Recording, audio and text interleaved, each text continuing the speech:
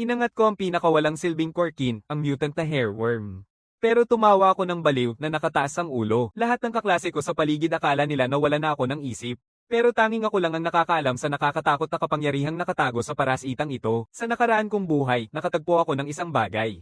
Isang buhok na uod na nilalason ng isang goblin. Ang resulta ay isang pagsabog ng walang panat, nakakatinding lakas. Doon ko napagtanto, ang aking pangunahing kapamilya ay hindi kailanman ang iniisip ng mga guro. Hindi ito isang simpleng mutant na hairworm. Ito ay isang parasitikong anyo ng buhay. Bawat hibla ay parang isang hiwalay na nilalang, ngunit sila ay isang nagkakaisang organismo. Mas gusto kong tawaging venom sila. Ngunit ang venom at ang kanilang mga inapo ay may napakababang antas ng pananampalataya na mapanganib. Ito ang dahilan kung bakit ako napatay noong nakaraan. Sa isang misyon, isang makapangyarihang kalaban ang nagtulak sa aking mga pangunahing kasamahan na magtaksil. At tulad ng dati, patay na ako. Kaya ang unang ginawa ko pagkatapos muling ipanganak ay lusubin ang lahat ng ipon ng aking mga magulang. Bumibili ako ng 2,000 goblin. Lahat para mahanap ang perpektong host para sa tunay na paggising ni Venom. Kailangan ng 1,678 goblin bago masiyahan ng parasitiko. Ang Venom, ang unang henerasyong parasitiko, ay opisyal ng nagigising. Nagigising si Venom, naguguluhan, at nagtatanong, sino ka? Pinipigilan ko ang kasiyahang sumisibol sa aking dibdib at sagot ng malamig na may awtoridad, ako ang iyong Diyos. Masarap ba ang lasa ng isang Diyos sa harap ng pinakapangunahing iniisip ni Venom? Nakangiti ako ng mapait. Sa buhay na ito, ang pagtataksil ay hindi opsyon. Kakagising lang ni Venom at halos wala siyang alam tungkol sa mundo. Ito ang perpektong pagkakataon para buuin ang ganap na pananampalataya. At agad akong nagsimula. Alam kong tuso at mapagpanggap si Venom kaya may perpekto na akong plano. Talunin mo siya. Suntukin mo ng madiin. Suntukin hanggang sa ang instinktong pangkaligtasan ni Venom ay sumigaw ng isang bagay. Ang pagtataksil ay hindi lang ipinagbabawal. Hindi rin maisip na maisip pa ito. Tanging din maaari kung may tayo ang matibay na pundasyon ng pananampalataya para sa lahat ng susunod na bersyon. Wala namang interes si Venom sa malalim na pag-iisip. Sa isang host na kasalukuyang nagkaisa na sa kanyang katawan, sumisibol ang kanyang lakas at ang kanyang gutom. At sa ngayon, nais nitong lasapin ang tinatawag nitong Diyos. Bago ako makagawa ng hakbang, umatake si Venom, nakabuka ang panga, papunta sa akin. Lumiko ako ng mabilis, halos hindi maipasa ang kagat nito. Ngunit ang Venom ay walang kapagurang makulit. Lalo na kapag pagkain ang nakasalalay. Muling umatake, nakabukas pa rin ang malaking bibig niya. Patuloy akong umiwas at inabot ang aking megaphone. Alam ko kung ano ang kinatatakutan ni Venom. Ang mga alon ng tunog. Mas malakas, mas nakasisira. Habang muling umatake si Venom, itinaas ko ang megaphone at nagpasabog ng isang malakas na sigaw. Ang sigaw ay pinalalakas sa pamamagitan ng megaphone na sumabog kay Venom mula sa kanyang goblin na host, halos tuluyang hinahawi ito. Ngunit ang mga nakahiwalay na hibla ng parasitiko ay mabilis na bumababa at muling niyayakap ang host at nagbubunga ang atake. Ngunit ang naghihintay lang sa Venom ay sunod-sunod na alon ng di mapigil ang Sonic na pagpigil. Kahit bagong gising, hindi mapigilan ni Venom ang sariling instincts. At isang binhi ng takot sa akin ang nagsisimula ng tumubo. Ang takot ang binhi ng pananampalataya. Alam ko ito ng mas mahusay kaysa sa kahit sino. Kapag malapit ng magutom si Venom, tinatapon ko ito sa ulo ng isang goblin para mapanatili itong buhay. Pampaakit at pampaakit, paulit-ulit. Isang buong buwan sa loob ng banal na kaharian. Sa huli, nakatanim na sa instinct ni Venom ang takot sa akin. Kahit anong kalaban ang harapin ito sa hinaharap, kahit ang kamatayan na lang ang tanging pagpipilian, hindi kailanman matatalo ang pagtataksil. May halos ng 300 goblin pa sa kaharian ng Diyos. Iginagalaw ko ang kamay ko at pinapalaya ko si Venom sa kanilang lahat, isang karapat-dapat na salo-salo. Sa sandaling binigay ko ang pahintulot, sumugod si Venom sa karamihan, nilamon ng walang humpay na kasiyahan. Matapos durugin ang 100 ulo ng goblin, saka lang ito tuluyang makatulog ng masaya. Hindi ko maiwasang humanga sa unang pagkakataon na makita ang ganitong gana, 100 goblin bawat pagkain. Ang mas kaunti sa 200 goblin na natitira sa kaharian ay tatagal lang kay Venom ng 2 pagkain. At ito ay nasa yugto pa lamang nito pagkatapos magising.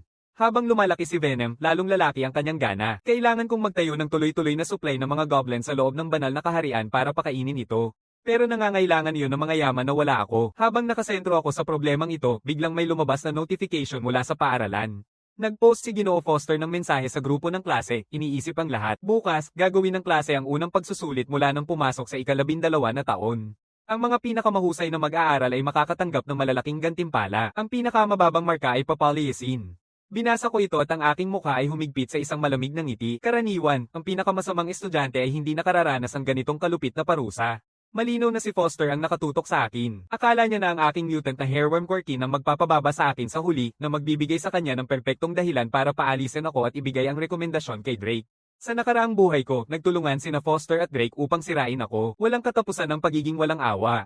Sa pagkakataong ito, titiyakin kong magsisi sila sa bawat hakbang. Kinabukasan, tumunog ang kampana at pumasok si Ginoong Foster sa silid-aralan. Tumingin siya sa paligid at nang tumama ang tingin niya sa akin, isang matalim na pahayag ng kasamaan ang pumuno sa kanyang mukha. Lahat, ang pagsusulit ngayong araw ay ang una mula nang pumasok kayo sa ika-12 na taon.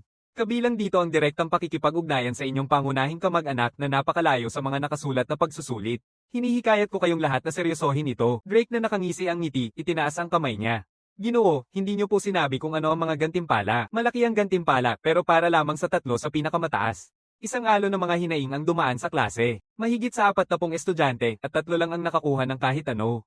Sobra-sobrang mga lobo, kulang sa karne. Inasahan ni Foster ang reaksyon na ito at hindi kumikibo. Nagpapatuloy lang siya. Pangatlong pwede pumili ng isang banal na artepakto ng tier 1 mula sa pangkat ng yaman ng klase.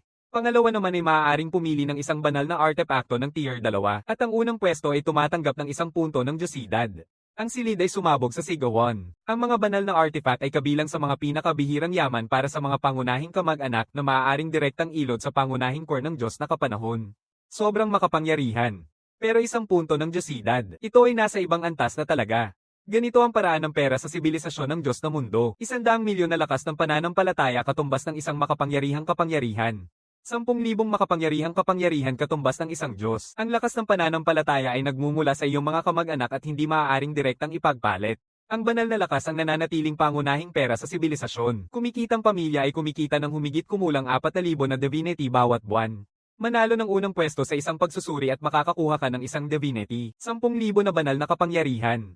Isang sobrang mapagbigay na gantimpala. Hindi maitago ni Drake ang ngiting unti-unting kumakalat sa kanyang mukha. Alam niyang sadyang ginawa ang mga gantimpala na ito para sa kanya. Ang kanyang pangunahing kamag-anak ay isang walang ngipin na wyvern, isang likas na higit na ranggong anyo ng buhay. Sa buong klase, sa buong paaralan, ito ay nasa pinakamataas na bahagi. Sa kanyang isipan, nakuha na niya ang 1 puntong kabanalan. Tumatanggap ako ng anunsyo ng gantimpala nang walang reaksyon, saka ko itataas ang sarili kong tanong. Sir, gusto ko sanang itanong, pwede pa bang makatanggap ng gantimpala ang mga estudyanteng bumagsak sa pagsusulit? Napatawa ang buong klase. Ethan, nawawala ka na ba sa sarili mong ulo? Ang mga gantimpala ay para sa 3 sa pinakamataas. Paano makakapasok ang isang bumagsak kahit man lang sa ranking? Oo, nangunguna ka sa lahat ng pagsusulat pero ito ay isang pagsusuri sa laban ngayon. Sa ganyang kalokohang korkin mo, swerte na makaligtas ka lang. Unang pwesto, huwag mo kaming pagtawanan. Matagal na naming sawa sa mayabang mong mukha. 2 taon nang nangunguna sa pagsusulat na pagsusulit. Aba, malaking bagay. Sinusubok ng mga pagsusulit ang iyong panulat.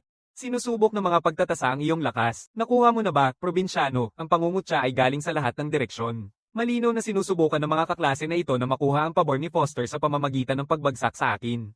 Masaya si Foster pero nagpapanatili siya ng itsura ng pagiging patas. Itataas niya ang kamay para patahimikin ang klase saka tumingin upang sagutin ang tanong ko. Ethan, ang mga estudyanteng bumagsak sa pagsusulit ay nakakakuha ng bumabagsak na marka. Siyempre, walang gantimpala at ang pinakamababang marka ay polyacin. May iba pa bang tanong? Ano ang mangyayari kung may magnakaw ng resulta ko habang nagsusulit ako? Itutuloy ko lang. Mas maraming tawa mula sa mga tao.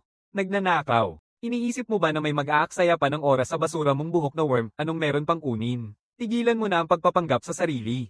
Sapat na. Humuhusay ang ekspresyon ni Foster. Ethan, hindi ganap na walang basehan ang iyong pag-aalala. Ngunit intindihin mo ito. Ang layunin ng pagsusuring ito ay para gayahin ang mga sitwasyong maaaring iyong harapin sa totoong buhay. Kung ninakawan ka, patunay lang iyon ng iyong kahinaan.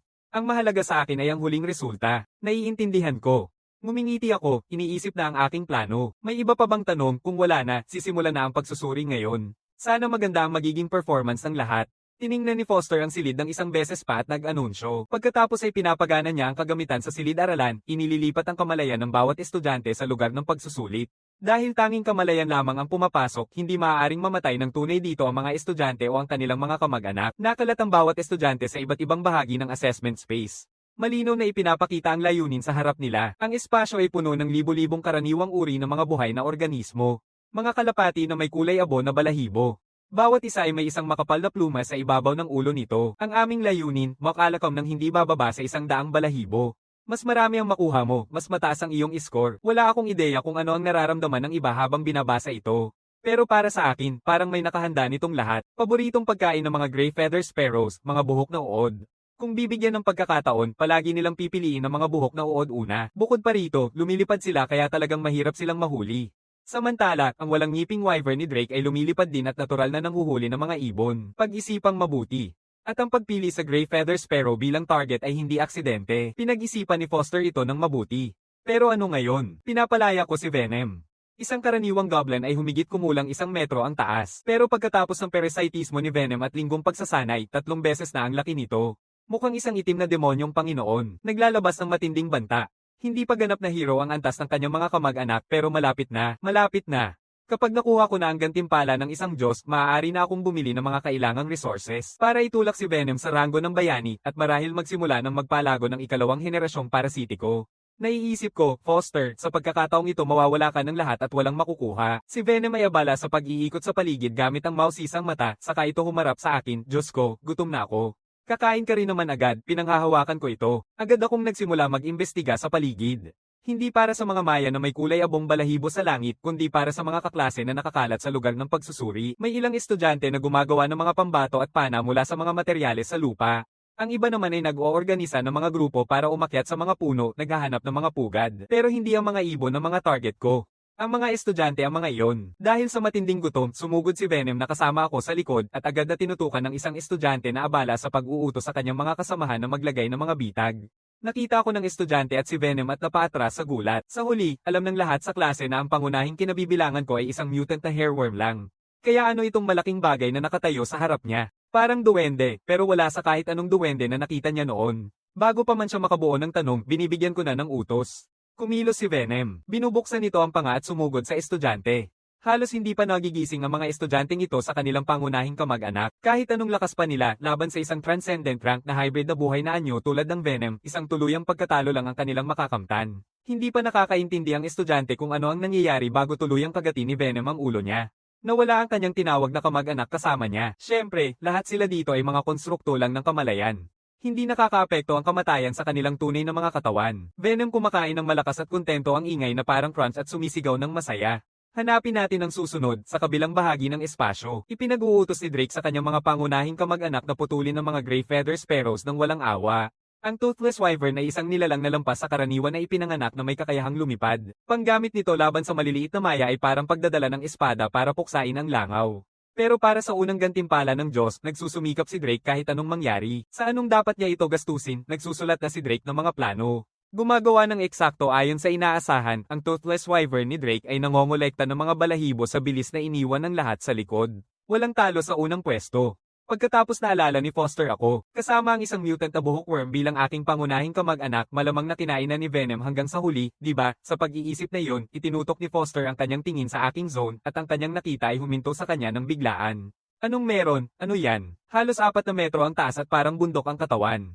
At bakit ito sumusunod sa utos ni Ethan? Napansin ni Foster na 18 estudyante na ang nawala ng malay sa pagsusulit. Bawat isa ay may score na 0. Ito ay isang ganap ng insidente sa akademya. Hindi pa man nakakalap ng kahit isang plume bago ma-eliminate. Imposible. Binubuksan niya ang replay at nandoon na. Ako ang nagdulot ng lahat ng iyon, pinapanood akong habulin ang kaklase ko gamit ang madilim na dambuhalang nilalang na iyon. Walang hiya na nagsisinungaling kasama ang isang dayuhang kamag-anak na kinuha mula sa kung saan man. Ngumiti siya. Ngayon maaari ko nang apos ang kanyang pagpapaalis. Ngunit huminto si Foster. Hindi pa siya kumikilos. Gusto niyang maghintay hanggang makuha ko ang unang pwesto, hanggang ang isang Diyos ay nasa aking abot at sa kanya ako susukitin. Mas masakit ang magiging sakit niyon. Nais niyang pagsisihan ko ito habang buhay. Sa loob ng assessment space na may nakamamanghang lakas ni Venom, walang laban ng ibang estudyante. Binilisan ko ang takbo ko, paulit-ulit na sinisilap ang langit at agad na nakita ang wyvern ni Drake na walang ngipin na nagbabantay sa itaas. Nahanap kita. Ang boses ko ay kumikislap sa kasiyahan. Sa buhay na ito, papahirapan ko si Drake bilang bayad sa lahat ng kanyang nagastos sa akin noon. Venom, peresituhin mo ako. Gusto kong maranasan ang paghihiganti na ito mismo. Agad na umatras si Venom mula sa goblin at niyayakap ang aking katawan. Sa isang iglap, isang 4 na metrong matangkad na itim na koloso ang nakatayo sa lugar ng pagsusuri. Muling nararamdaman ko ito. Yung matagal ko nang minamahal na pakiramdam ng parasitang sumasakop sa bawat sulok ng aking katawan. Pumupuno ang lakas sa akin at nararamdaman kong hindi mapipigilan. Pero may mga hangganan. Hindi ako ang perpektong host na compatible kay Venom. Sa pinakamahusay, kaya kung kunin ang 80% ng buong lakas nito. Bukod pa doon, patuloy na nililimas ng Venom ang enerhiya ng katawan ko habang parasitiko. Para sa kaligtasan, ang pinakamahabang oras na kaya kong panatilihin ang fusion na ito ay 2 oras. Higit pa dyan, nagsisimula ng pamalya ang mga organo ko. Ito ang nagtutulak sa akin na paigtingin ng pag-aaral sa mga variant ng Venom ng pinakamabilis. Sa 5 bersyon na alam ko, isang ikatlong henerasyon na bersyon ng perpektong akma sa aking katawan, at iyon ang tunay na susi sa aking buong lakas. Handa ka na ba? Pinagsama si Venom, diret akong bumangga sa teritoryo ng mga wyvern na walang ngipin na nangangaso. Ang mga wyvern na walang ngipin ay nagpipili-pili lang ng mga gray feather sparrow na parang laro at bigla akong lumitaw mula sa kawalan, malaking itim, at nag-urong sila sa tunay na pagkabigla. Ngunit bilang mga mapagmataas na kasapi ng angkan ng wyvern, mayroon silang matinding likas na teritoryo. Sino mang manggaas pumasok sa kanilang lugar ng pangangaso ay hamon sa kanilang dominasyon at hindi ito maaaring palampasin. Agad na bumaba ang isang wyvern na walang ngipin papunta sa akin, unang umatake. Haharapin ko ang kanyang atake ng diretso. Sa ilalim ng aking kontrol, ang parasitiko ay bumabaon sa aking kanang braso, pinapalaki ito ng sobra sa normal na laki, bumubuo ng isang dambuhalang kuko na humahawak sa wyvern habang ito ay nasa ere at pinipigilan ito sa pagkilos. Pagkatapos ay sumabog mula sa aking bibig ang mga pira-pirasong ngipin. Isinasawsaw ko ito diretso sa matalim na bungo ng wyvern. Walang laban ng mga buto nitong balo bowl, isang kagat lang. Patay agad ang wyvern. Bilang may-ari nito, nararamdaman ni Drake ang pagkamatay ng kanyang wyvern sa isang iglap. Agad siyang sumakay sa isa pa at lumipad papunta sa lugar. Pagdating niya, nakita niya akong binabasag at nilulunok ang utak ng wyvern niya, hinihigop ang likido sa utak. Lubos nang nawawala sa katinoan si Drake. Putang ina mo, ano ba kayo, paano niyo nagawang patayin ng wyvern kung walang ngipin? Sumisigaw siya. Venom, tumigil ka na, sinasadyang inaalis ko ang parasitikong nakalagay sa mukha ko, pinapayagan itong bumaba upang ipakita ang aking sarili. Ethan, paano ka? Ano lahat ng nasa katawan mo? Nalilito si Drake, nawawala sa balanse. Alam niya na ang pangunahing kin ko ay isang walang kwentang mutant na buhok na uod, kaya paano ako magkakaroon ng ganitong kapangyarihan? Isang paliwanag lang ang pumasok sa isip niya. Nagsisinungaling ako. Kailangan siguro ni Ethan na umarkila ng mas malakas na anyo ng buhay mula sa ibang manlalaro sa banal na realm para magamit sa pagsusuri. Kung handa kang magloko para lang manalo, Ethan, tapos ka na ngayon. Pagkatapos ng pagsusuri na ito, ay uulat kita, pipilitin kong paalisan ka ni Ginoong Foster ng personal, sigaw ni Drake. Kaya siguro pareho na nating kailangang maghintay hanggang matapos ito. Sa ngayon, tumahimik ka at maging pagkain ko. Venom, may oras na ako. Lalabanan ko ng mas mabagsik pa. Gamit ang mga nakapaligid na puno, mabilis akong umakyat pagkatapos ay tumalon at tumama ng diretso sa likod ng wyvern ni Drake. Isang kuko ang bumagsak sa bungo ni Drake at sinimulan kong idiin. Hindi talaga nakakamatay ang lugar ng pagsusuri, ngunit naipapasa nito halos 100% ng sakit sa kanilang tunay na katawan. Nagka-cramp si Drake sa sobrang sakit hanggang sa tuluyang mawala siya. Ang natitirang mga wyvern na walang ngipin ay naglalaho sa sandaling bumagsak ang kanilang Panginoon. Bumaba ako sa lupa ng may mabigat na tunog, hinahaplos ang aking mahahabang dila sa aking mga kuko at nagmumurmur sa sarili. Ang boring. Napakadali niyang matamba. Sa tunay na lakas ng walang ngipin na wyvern, hindi dapat ganito kabilis bumagsak si Drake. Pero kulang siya sa karanasan sa laban at mas lalong lumalala dahil sa kanyang kayabangan. Hindi niya kailanman nilayo ang sarili sa atin mula sa simula at iyon ang nagkakahalaga sa kanya ng lahat. Pero, isang kasiya siyang pagpatay. Isipin mo ito bilang unang bayad sa utang mula sa nakaraang buhay ko. Nagsisimula na akong kolektahin ang mga balahibo na nakakalat sa lupa. Pagkatapos ay napansin ko si Wade na nakaluhod sa likod ng isang puno sa malapit. Alam kong hindi siya makakatago, kaya't maingat siyang lumabas ng hindi maayos. Ethan, hayaan mong sabihin ko na agad, hindi ako kasangga ni Drake. Isa lang kaming simpleng kasunduan sa negosyo. Sige, magpatuloy ka lang sa pagsasalita. Halos kumbinsido na ako. Pinayagan ko si Venom na muling balutan ng aking katawan at dahan-daang lumakad papunta kay Wade, isang hakbang sa isang pagkakataon. Alam ni Wade ang kanyang mga hangganan. Ang pakikipaglaban ng harapan ay hindi opsyon. Mabilis siyang magsalita, talagang isang kasunduan lang ito sa negosyo. Inalok ko siya ng isang antas na sagradong artifact kapalit ng kanyang mga balahibo na naglalayong makuha ang ikalawang pwesto. Ngayon ay wala na siya.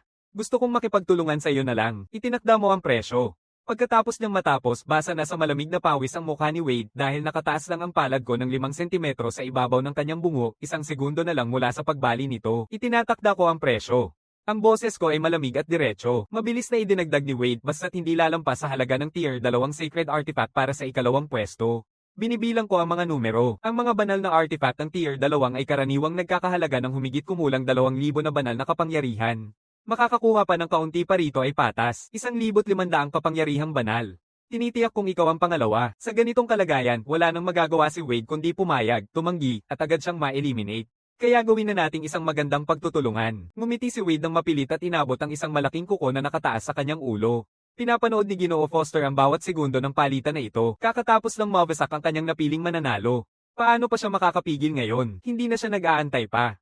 Wala nang pag-aatubili. Ipinalalagay niya ang kanyang autoridad bilang guro sa klase. Tapos na ang pagsusuri. Bumabalik ang kamalayan ng bawat estudyante sa kanilang katawan, nagigising sa kanilang mga upuan. Mahigit kalahati sa kanila ay nakatingin sa akin ng may halong galit na hindi mapigilan. Drake Jolts nagising at agad na umatake sa akin. Tinatangka mong pumatay sa akin. Wakas, Foster, nag-aalala na baka lumala pa ang sitwasyon, pinukol niya ng kamay ang mesa. Lahat, umupo kayo at manahimik. Ngayon, nang makita ni Drake ang itsura ni Foster, napilitan siyang bumalik sa kanyang upuan, galit na galit. Foster pagkatapos ay buong puso akong tinutukan. Ethan, nag-cheat ka ng hayagan sa pagsusuri, inistorbo ang buong proseso, at nagdulot ng seryosong insidente sa akademiko. Aminin mo. Ngayon, hindi ako natitinag sa kanyang akusasyon. Sinunod ko ang mga patakaran sa pagsusuri sa bawat hakbang. Kung may mali man, bakit ako ang sisihin? Pagdating sa panlilinlang, yan ay paninira ng pangalan. Gusto kitang tanungin, Ginoo Foster, aling mata mo talaga ang nakakita na ng loko ako? Sumabog ang klase. Lahat ng estudyante ay kumbinsidong nawala na ako sa katinoan, nakikipag-usap ng ganito sa guro, lalo na yung mga pinatay ko. Nakita nila mismo kung ano ang aking tinawag at hindi ito isang buhok na uod. Humingi ka ng tawad, manlamang ka ng kaunti, at sa pinakamasama, mawawala ang iyong marka. Pero pinipilit ko at ibinabalik ko ang tanong sa guro. Sinasadyang gusto ko bang mapatalsik? Aling mata ang nakakita nito? Sabi ko na, parehong mata, malinaw. Habang nagsasalita si Foster, inilalabas niya ang footage ng laso na aking tinawag noong pagsusuri, at ipinapakita ito bilang isang buong 3-dimensional na display sa harap ng buong klase. Ang iyong pangunahing kamag-anak ay isang mutant na buhok na uod. Sinasabi mo sa akin na mutant hairworm ito, diretso nitong itinapon ni Foster ang ebidensya sa harap ko, pero hindi ako kumurap. Tama. Iyan ang mutant hairworm ko. Parang saysabog ang ulo ni Foster. Maaari niyang subaybayan ng pagsusuri, pero wala siyang paraan para ayos-kan ang aktwal na datos ng lason. Pero sa mahigit isang dekadang pagtuturo niya, sigurado siya na walang kinalaman ang venom sa buhok na worm. Kahit gaano pa ito ka-mutated, hindi nito kailanman magmumukhang ganoon. Hindi ka iiyak hanggang makita mo ang kabaong. Sige, ituloy mo lang yan. Isusumite ko na ang reklamo para sa iyong pagpapaalis sa pamunuan ng paaralan ngayon din. Ikaw ay isang masamang prutas at tinatanggal kita. Tapos na si Foster sa pakikipagtalo. Sa kanyang isipan, niloko ko siya at iyon na ang katapusan. Halos agad na naipasa ang kahilingan na paalisin si Ethan kay MS. Rhodes. Sa normal na kalagayan, ang pagpapalaya sa isang estudyante dahil sa pangungopya ay isang bagay na kanyang sinasang-ayunan ng walang pag-aalinlangan. Anong guro ang maglalagay ng karera niya sa panganib dahil sa isang mandaraya, pero nang makita niya ang pangalang Ethan na 2 taon ng top sa buong taon, napagpasyahan ni MS. Rhodes na kailangang makita niya ito mismo. Sandaling-sandali, pumasok si MS. Rhodes sa pinto ng silid-aralan. MS. Rhodes, ang estudyanteng ito ay lampas na sa aking kontrol. Sinasadyang siyang nangopya, sinadyang pawiin ng ibang estudyante, at malubhang nilabag ang buong pagsusulit. Hindi ito katanggap-tanggap. Agad na nagsimula si Foster sa kanyang reklamo pagdating niya. Tumingin si MS. Rhodes sa akin. Ethan, totoo ba ang sinasabi ni Ginoo Foster? Tumawa ko ng malamig, walang salitang binibitawan. Lahat ng ginawa ko ay alinsunod sa mga patakaran ng pagsusuri. Sinusubukan niyang agawin ang aking kota ng rekomendasyon at isisi ako. Pumuti ang mukha ni Foster, tapos naging madilim.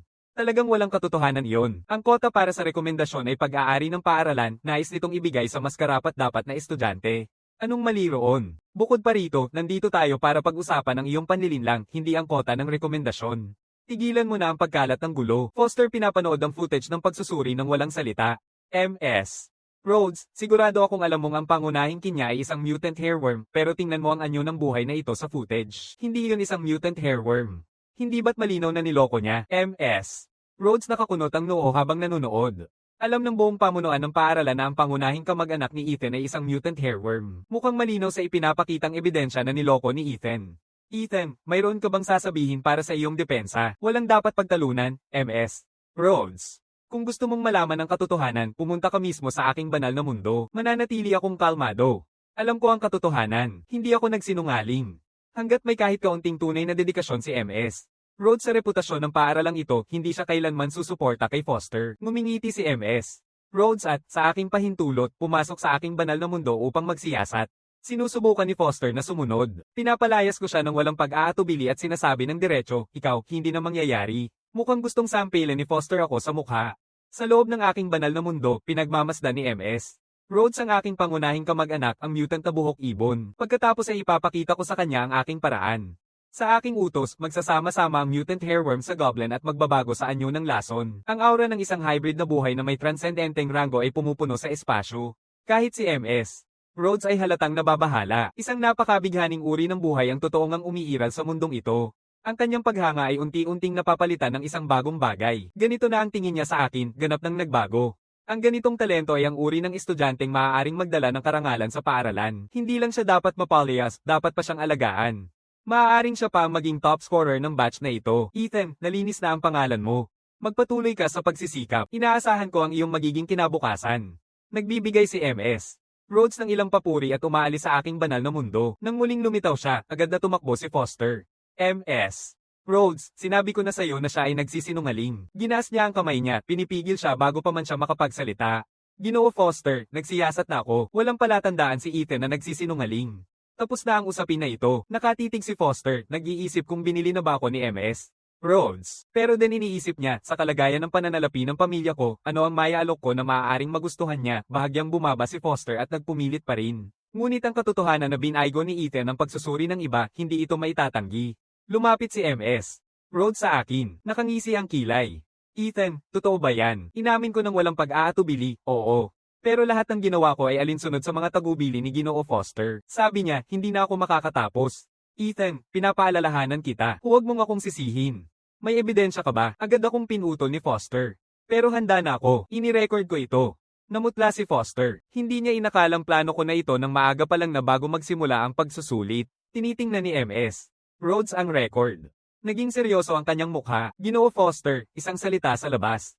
Sa sandaling lumabas sila, sumabog ang klase. Nakipaglaban si Ethan sa guro ng homeroom at nanalo siya. Bro, ang galing talaga nun. Bumaba si Wade ng buong paggalang. Formal na ipinahayag ni Wade ng buong paghanga.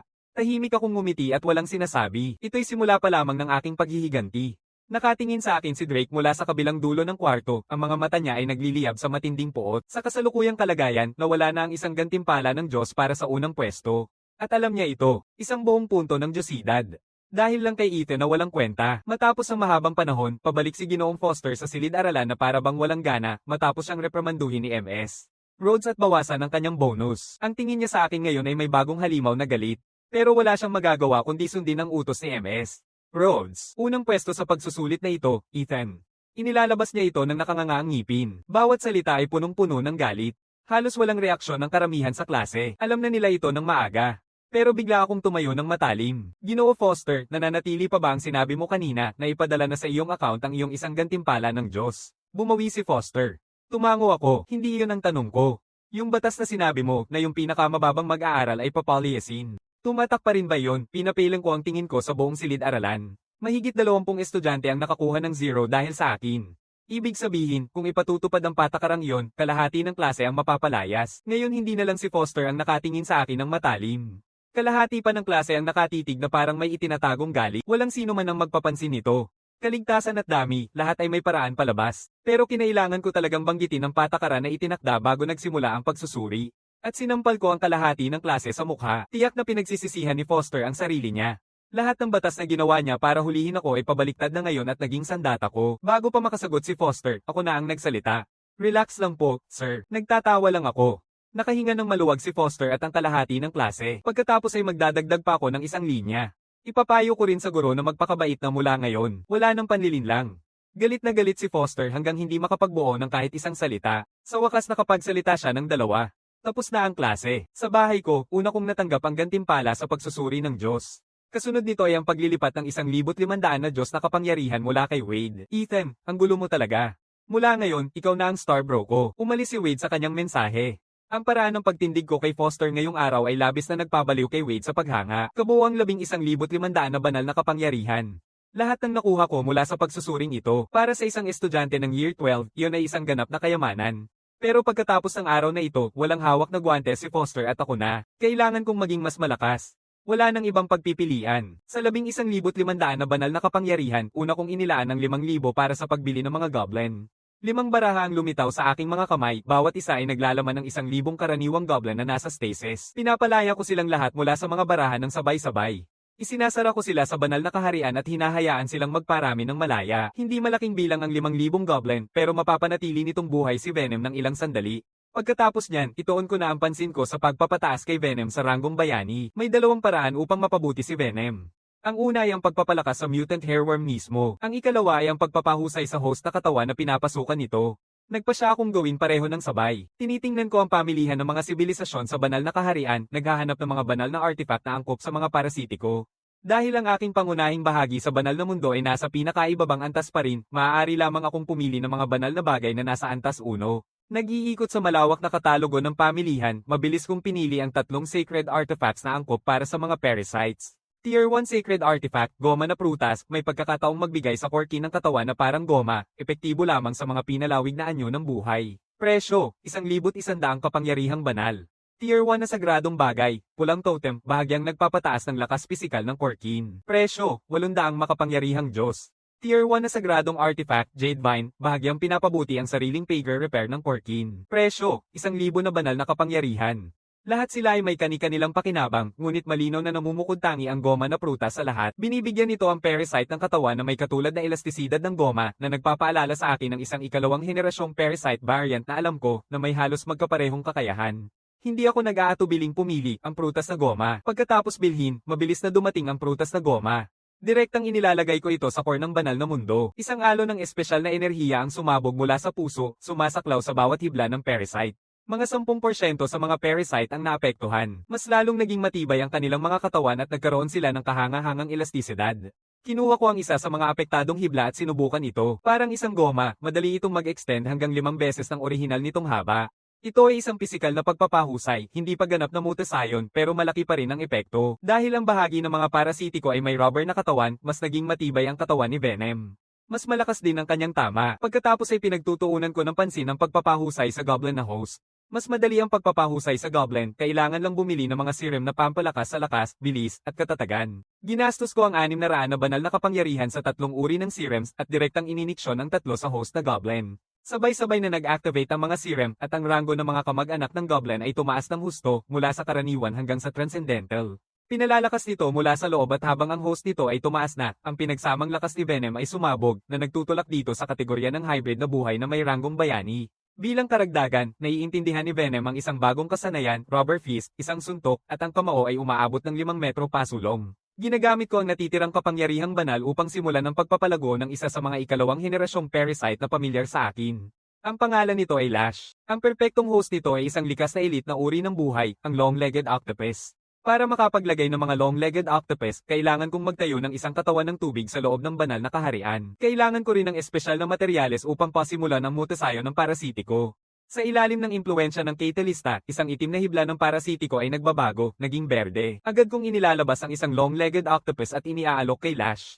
Mabilis na sumisid sila sa octopus, sinisipsip ang enerhiya nito upang mapalago at maparami ang sarili. Ngunit hindi madaling makahanap ng tunay na angkop na host. Dumaan ako sa 487 long-legged octopus bago ko natagpuan ang tamang host para kay Lash at sa wakas ay nagising si Lash. Sa wakas nakita ko ulit ang buong estadistika ni Lash. Pangunahing kin, ikalawang henerasyong parasitiko, Lash. Antas ng kin, transcendental na hybrid na anyong buhay, talento ng kin, matibay na elastisidad, antas ng pananampalataya, madilim na deboto, bagong gising, mas masungit pa si Lash kaysa kay Venom. Walang salitang sinabi bago ako atakihin. 8 tentacle ang pinalipad si Lash papunta sa akin sa nakakatakot na bilis. Nakita ko nang mangyayari ito. Inilalabas ko ang megaphone ko at sumabog ng malakas na sigaw diretso kay Lash. Ang sonic shockwave ay labis na nakapagpawala kay Lash, halos mahugat mula sa kanyang octopus na host. Ngunit hindi tulad ni Venom, mas matalino si Lash. Agad nitong lumiko at tumakbo palayo. Ako'y naglakad upang habulin, ngunit si Venom ay hamarang na may paalala. Diyos ko, hayaan mo akong bahala. Ang katawan ni Venom na parang demonyo ay sumugod papunta kay Lash. Ang 8 tentacle ni Lash ay paulit-ulit na pamapalo kay Venom, ngunit hindi makakagawa kahit isang gasgas sa sobrang bilis na pag-regenerate ng katawan ni Venom. Sa halip, sinunggaban ni Venom ang pagkakataon at niyayakap ang bawat tentacle ng sabay-sabay. Pagkatapos, bumagsak ang malaking kamao ni Venom sa malambot na ulo ni Lash, bawat suntok ay sinasabayan ng parehong hiling. Tawagin mo akong daddy sa ilalim ng ating pinagsamang paggamot. 20 araw lang ang kailangan, sumusuko si Lash. Naging aking tapat na tagahanga at masuner ang anak ni Venom. Tuwang-tuwa ako sa kinalabasan nito. Isang Diyos na nakuha, 1,500 na kapangyarihang Diyos ang nakuha. Si Venom ay naitulak sa ranggo ng bayani at si Lash ay matagumpay na naipalago. Mas kampante na ako sa anumang susunod na susubukan ni Foster sa akin. Ngunit sa aking pagkabigla, pagkatapos ng insidente sa pagsusuri, tahimik na tahimik si Foster. Buong 1 buwan, wala siyang ginawang kahit isang hakbang laban sa akin. Wala nang mga assessment na may mataas na gantimpala. Dahil dito, nagsisimula ng magpakita ng seryosong palatandaan ng malnutrisyon ng mga goblin at ang mga long-legged na octopus sa loob ng aking banal na kaharian. Nakatigil ako. Wala kaming pera ng pamilya ko, hindi makakatulong ng malaki ang mga magulang ko, at wala ring ibinibigay na oportunidad ang paaralan. Kung magpapatuloy ito, malalampasan sina Venom at Lash. Habang tumataas ang pressure, may dalang balita si Wade na kakuha siya ng 2 paanyaya sa abandonadong minahan ng ginto, at tinatanong niya kung gusto kong sumama. Nang sabihin niyang abandonadong minahan ng ginto, lumiwanag ang mga mata ko. Ang abandonadong minahan ng ginto ay di umano ang personal na minahan ng alamat na Diyos na hari ng mga himala. Matapos maubos ang pangunahing minahan, ipinagkaloob ito sa sibilisasyon ng banal na kaharian.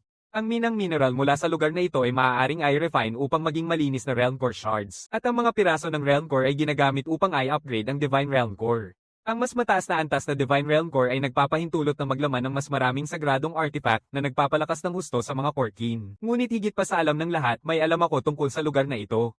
Noong unang manina ang lugar, maraming banal na nilalang ang namatay dito. Sa paglipas ng mga siglo, ang kanilang mga labi ay naging mga banal na guho na nagkalat sa buong paligid. Sa nakaraang buhay ko, narinig ko ang mga bulong tungkol sa isang tao na nakakita ng tunay na guho ng Diyos sa loob ng mina at ginamit ang yaman na naiwan upang makamit ang malaking pag-angat ng kapangyarihan.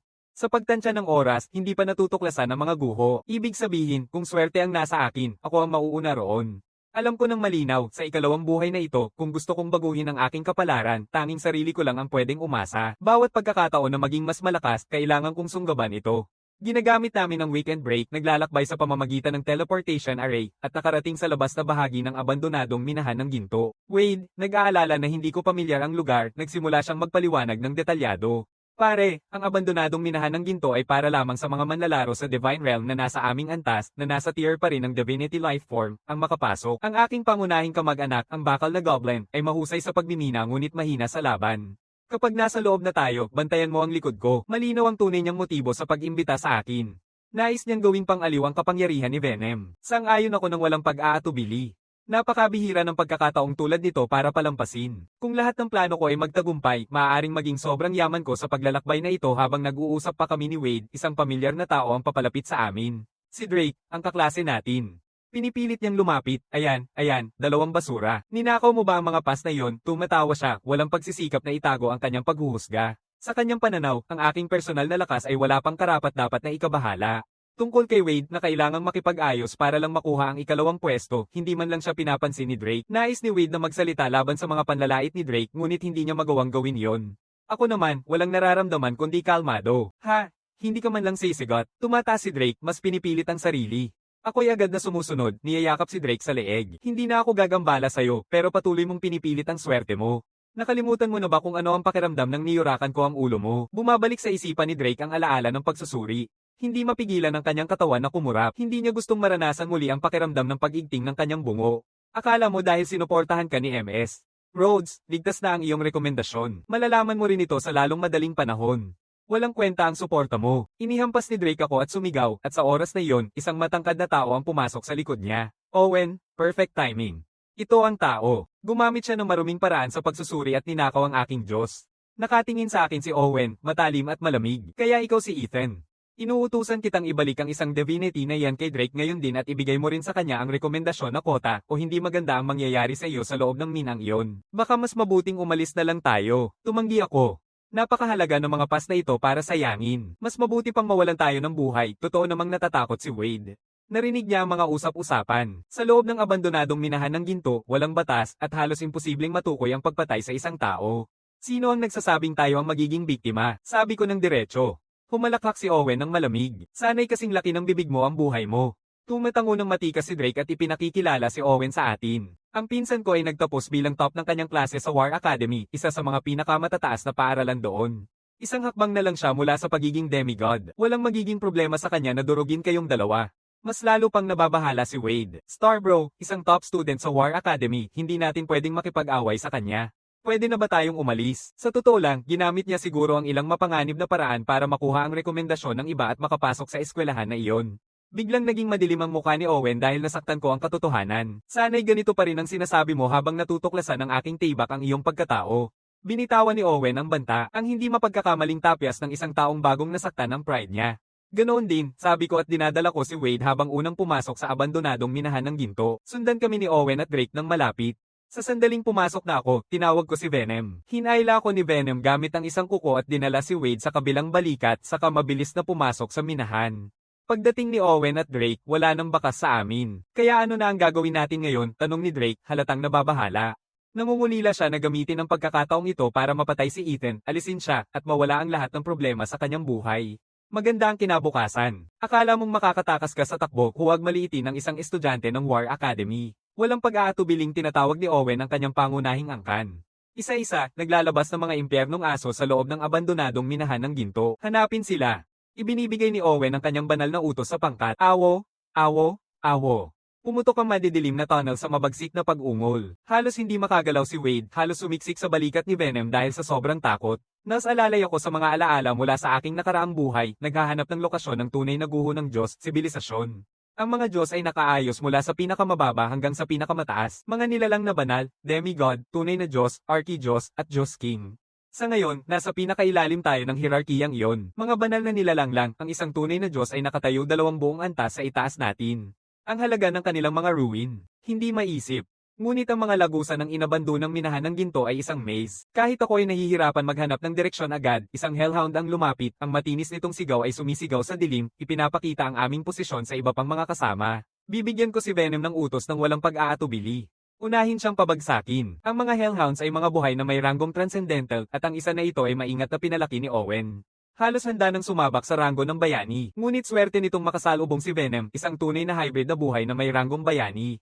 Binabali nito ito ng walang kahirap-hirap. Agad kong kinokolekta ang dugo ng hellhound at ikinakakalat ito sa aking sarili at kay Wade. Ang amoy nito ang nagtatakip sa amin, kaya't nawawala ang trace ng mga nagbabantay. Tinitigan ako ni Wade, gulat na gulat. Wala kahit isang ito sa kahit anong libro. Saan ko natutunan ito? Mabilis na naglapit sina Owen at Drake. Dito nagtatapos ang aming bakas, nag-iiwan sa hellhound na nagkakagulo sa paikat-ikot hanggang sa makita ang bangkay ng isa sa kanilang sarili. Putang ina, pinatay mo ang isa sa mga hellhound ko, sigaw ni Owen. Sinabi sa kanya ni Drake tungkol sa kakaibang quirky na taglay ko na sapat na malakas upang pumatay ng isang transcendent rank na toothless wyvern. Kahit si Drake ay hindi pa nakakita ng ganito, dahil kailangan mo akong tulungan. Patayin mo lang siya, at papayagan ko ang tatay ko na bigyan ka ng maraming resources. Nangako si Owen. Hindi mo na kailangang magtanong, nandito na ako. Sa pamamagitan yun, tinawag niya ang isang 3-headed na Cerberus na may hero rank mula sa kanyang banal na kaharian, isa sa kanyang mga paboritong baraha bilang isang top student sa War Academy. Sundan ng amoy, hanapin sila. Ibinibigay ni Owen ang kanyang banal na utos sa Cerberus. Agad na nagsimula ang Cerberus, 3 ulo nito ang nag-iingay sa pag-amoy. Mas mataas ang ranggo nito, mas matalim ang ilong at may 3 ulo na nagsusuri sa bawat amoy. Di nagtatagal ay madidetekta ang aking amoy na nakabaon sa dugo ng hellhound. Magpatuloy ka, huwag kang tumigil, utos ni Owen. Samantala, patuloy kaming tumatakbo ni Wade. Ang pag-agos ng dugo ay naging panandaliang taktika lamang. Kaya habang tumatakbo tayo, iniutos ko kay Venom na wasakin ang mga pader ng tunnel sa likod natin, isinara ang mga daang pinanggalingan natin. Nagbibigay ito sa atin ng mas maraming oras at maaaring tulungan pa nating mawala sina Owen at Drake sa ating takip. Ang pagtakbo ay tila nagpapakalma kay Wade. Nawawala ang takot sa kanyang mukha. Ethan, magmimina pa ba tayo? Tumingin siya sa mga pader ng tunnel habang nagsasalita. Yung mga kumikislap naman siya ay nangangahulog ang mga deposito ng ginto at ang ginto ay pwedeng gawing realm core shards. Hindi pa, sabi ko, sinusuri ang mga tunnel kasabay ng ugat sa aking alaala, naghahanap ng tunay na guho ng Diyos. Matapos ko itong ulit-ulitin sa isipan ko, nararamdaman ko na. Malapit na tayo. Pagkatapos ay napansin ko ito. Isang napakalaking pader na bato, perpektong makinis, na eksaktong tumutugma sa aking naaalala, at sumisigaw ang kasiyahan sa aking dibdib. Tawagin mo ang iyong mga bakal na goblin. Simulan mong magukay sa pader na ito. Sabi ko sa kanya, halos hindi mapigilan ang aking kasiyahan. Pero walang nakikita dito, nakakunot ang noo ni Wade. Hindi siya mag-aaksaya ng lakas sa wala. Magukay ka lang, maniwala ka sa akin, hinihiling ko sa kanya. Ginagawa ni Wade ang sinasabi ko, tinatawag ang kanyang mga bakal na goblin at pinapagana sila. Ang mga bakal na goblin ay likas na manlalambat at kapag higit sa 1,000 ang kanilang nagtutulungan, mabilis nilang mabubutas ang daan. Nagbubukas ng madilim na lagusan sa pader, nag-aatubili si Wade kaya nagpapadala siya ng isang bakal na goblin upang magmasid muna. Ngunit sa sandaling makalakad ito, nawawala na ang lahat ng kontak. Nananatili ang tiwala, ngunit walang impormasyon ang nakara-rating na para bang seliado ng daan ang lahat ng signal. Mukhang nababahala si Wade pero hindi ko maitago ang ngiti ko. Ano pang hinihintay natin? Totoo nga, nakuha natin ang swerte. Talaga bang nakakita tayo ng isang bagay, napangiti si Wade. Narinig niya ang mga bulong tungkol sa mga guho na nakatago sa minahan. Ngayon, nandito na sila mismo sa harap ng isa. Sumusunod siya sa akin, at nagsusulong kami. Sa susunod na sandali, naililipat kami sa isang hindi kilalang lugar. Di mabilang na mga lumulutang na lupa ang naglalayag sa kawalan, nakasabit sa hangin na para bang walang kapangyarihan ang gravity dito. Tingnan ng mabuti, makikita mo ang mga nilalang na gumagalaw sa ibabaw nito. Grabe, tunay na isang guho. Ethan, mayaman tayo. Bigla siyang sumigaw. Ang aking mga mata ay naglilibot sa mga lumulutang na isla at nakakita ako ng isa na may estruktura ng templo. Doon nakasalalay ang tunay na pamana ng Diyos. Unahin natin ang templo. Lubos ang tiwala ni Wade sa akin sa puntong ito. Ano man ang sabihin mo, Ethan. Hinuhuli tayo ni Venom ng walang kahirap-hirap at tumatalon mula isla sa isla. Kapag masyadong malaki ang agwat, tinatawag ko si Lash upang tulungan tayong tawirin ang distansya. Sa pagtutulungan ni na Venom at Lash, agad kaming nakarating sa isla ng templo. Bago pa man namin marating ang pasukan, isang malakas na tinig ang umalingaw-ngaw mula sa loob. Sino ang naglalakas loob na guluhin ang walang hanggang pahinga ng aking Diyos? Isang minotaur ang sumugod palabas ng templo. May malaking palo sa kamay, naglalabas ng isang aura na umaabot sa pinakataas na antas ng bayani. Ramdam ang bigat ng kapangyarihang iyon, tahimik na pumapwesto si Wade sa likuran ko. Tumingin ako sa kanya nang may buntong hininga. Pumunta ka dyan. Sige, agad na sumang-ayon si Wade at tumakbo ng walang pag-aatubili. Inilalagay ko si Venom at Lash sa magkabilang gilid ko. Mula sa sinabi ng Minotaur na isa sa puso ko na ang sitwasyon. May isang Diyos na natutulog dito na nangangahulog ang may buong bangkay ng isang tunay na Diyos sa loob. Nakikita ng Minotaur na hindi ako sumusuko at itinaas ang kanyang palakol sa isang posisyon ng laban, naglalabas ng isang mabagsik na puwersa na nagtutulak sa akin pabalik ng ilang hakbang. Ngunit biglang sumugod si Venom, ang mga kuko ay nagtutunggali ng matindi laban sa Minotaur. Parehong hero rank, ngunit mula sa unang palitan, nasa depensa si Venom. Mukhang mabagal at magaspang ang palo ng kalasag, pero nakakapaghatid ito ng matinding sipa sa tamang pagkakataon. Kahit na nagtatrabaho ng sobra ang regeneration ni Venom, patuloy ang pagdami ng pinsala. Hindi nagtagal ay nagsimula ng bumigay si Venom. Nakikita ko ito at mabilis na kumikilos, iniutos si Lash na umatake mula sa likod. Lahat ng 8 tentakulo na parang PC ay sabay-sabay na umatake at epektibo ito. Napuwersa ang Minotaur na umatras sandali, pero ang Lash ay nasa ranggong transcendent lang. Mabilis na nababasa ng Minotaur ang ritmo ng mga palo ni Lash at natutuklasan ang mga butas. Bago pa man makalusot, nakikita ko na kung saan ito patungo. Inutusan ko si Venom na direktang pagsamahin sa aking katawan. Hindi ko magagamit ang buong lakas ni Venom sa ganitong paraan, pero mas marami akong karanasan sa laban. At sabay na kumikilos si Lash, unti-unting nagsisimula kaming bawiin ang laban. Mula sa kanyang taguan, tinawag ni Wade ang 10 bakal na duwende na may mabilis na baril at pinapunta sa Minotaur. Sa kanyang utos, daang bakal na palaso ang mabilis na lumipad, tinusok ang balat ng Minotaur, ang matalim na sakit ay nakapagpapabago sa kanyang konsentrasyon. Sa aking utos, sinunggaban nila siyang pagkakataon at niyayakap ang kanyang mga tentacle sa palakol. Venom at ako ay nagtutulungan sa pag-atake, at sa lalong madaling panahon ay bumagsak ang Minotaur, bumagsak sa isang lawa ng sariling dugo. Pinutol ko ang malaking ulo nito, isang buhay na anyo ng hero, na wala na. Pasukin natin at tingnan kung ano ang nasa loob. Masaya si Wade habang bumabagsak ang Minotaur, isang Diyos na sapat ang lakas para mag-iwan ng isang hero rank na Minotaur bilang tagapagbantay. Ang mga yaman na naiwan dito sa guho ay tiyak na kamangha-mangha. Tumango ako. Nangunguna si Venom gamit ang palakol. Nanatili si Wade sa gitna na nakapalibot ng mga bakal na goblin. Sa aking payo, naglagay din siya ng 2 bakal na goblin sa labas para magbantay. Pumasok kami, at narito mismo sa harap namin ay nakaupo ang isang napakalaking kristal na sarcophagus. Ang kristal na ginamit sa paggawa nito ay galing mismo sa abandonadong minahan ng ginto, ngunit ang kalidad nito ay nasa ibang antas kumpara sa anumang nakita natin sa mga tunnel na iyon. Hindi na makontrol ni Wade ang sarili niya. Ethan, puno na tayo, sobrang puno na tayo. Tumango ako, ngunit tahimik na utusan si Lash na bantayan ng mabuti si Wade, sakaling kailanganin. Hindi ganoon ang mga kaklase. Kapag ganito kalaki ang nakataya, kahit mag-ama ay nagkakahiwalay na. Hindi alam ni Wade, nakatuon ang mga mata niya sa kristal na sarcophagus. Lumapit ako para tingnan. Sa loob ay nakalagay ang kalansay ng isang gintong Minotaur.